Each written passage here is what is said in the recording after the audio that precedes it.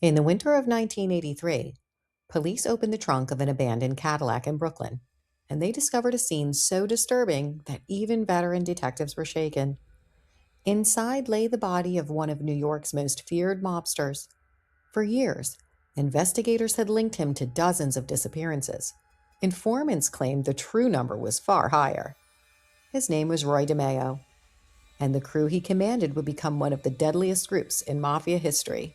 Roy DeMeo was born in Brooklyn, New York in 1940. Like many future mobsters, he grew up in an Italian-American neighborhood where organized crime was a constant presence. By the late 1960s, DeMeo had become associated with the Gambino crime family, one of New York's five families. Unlike flashy bosses who enjoyed media attention, DeMeo built his reputation quietly. He earned money through loan sharking, car theft rings, drug trafficking, extortion, and illegal businesses spread across New York. To outsiders, he appeared successful. Behind closed doors, investigators believed something far darker was happening.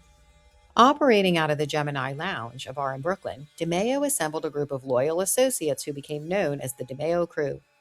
Among them were men like Chris Rosenberg, Joseph Testa, Anthony Center, and Henry Borelli. Federal investigators later alleged that the crew had perfected a method of murder that became known as the Gemini method. According to law enforcement accounts and testimony from former associates, victims were often lured into the lounge or nearby apartments, killed quickly, and their bodies disposed of to hinder identification. Over the years, rumors spread throughout New York's underworld. People disappeared, families searched for answers, and Roy DeMeo's reputation grew. Despite his violent reputation, DeMeo was also one of the Mafia's biggest earners.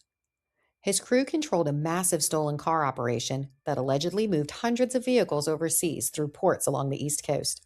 The profits were enormous. Within the Gambino family, money meant influence, and influence brought DeMeo closer to some of organized crime's most powerful figures. One of those men was Gambino boss Paul Castellano, who valued DeMeo's ability to generate cash, but reportedly worried about the growing attention surrounding his crew. By the late 1970s, law enforcement agencies had begun focusing heavily on DeMeo and his associates. The walls were closing in.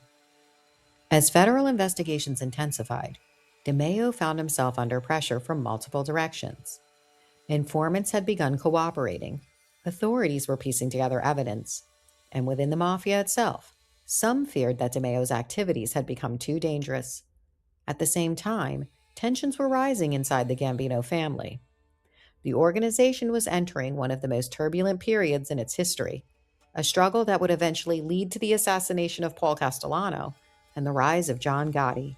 But Roy DeMeo would not live to see how that story ended. On January 10, 1983, Roy DeMeo disappeared. Days later, his body was discovered in the trunk of his Cadillac in Brooklyn. He had been shot multiple times, and no one was ever convicted of his murder. For decades, investigators and former mobsters have debated who ordered the killing. Some theories point to leaders within the Gambino family who feared DeMeo would cooperate with authorities if he were arrested. Others believe his death was tied to the growing instability inside organized crime. Whatever the truth, one thing was clear. One of the Mafia's most feared enforcers had met the same fate as many of his alleged victims.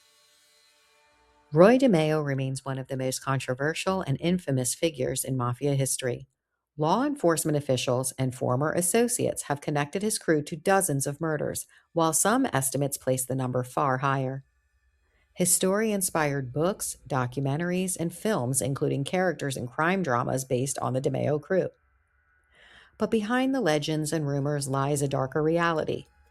The story of Roy DeMeo is not one of glamour or power. It is a story of violence, fear, and the cost of life inside organized crime. For years, Roy DeMeo built his empire in the shadows of Brooklyn. He made money, he earned respect, and he cultivated a reputation that terrified both rivals and allies. But in the Mafia, fear only lasts so long, because eventually, every debt comes due. And sometimes, the men enforcing the rules become the next victims.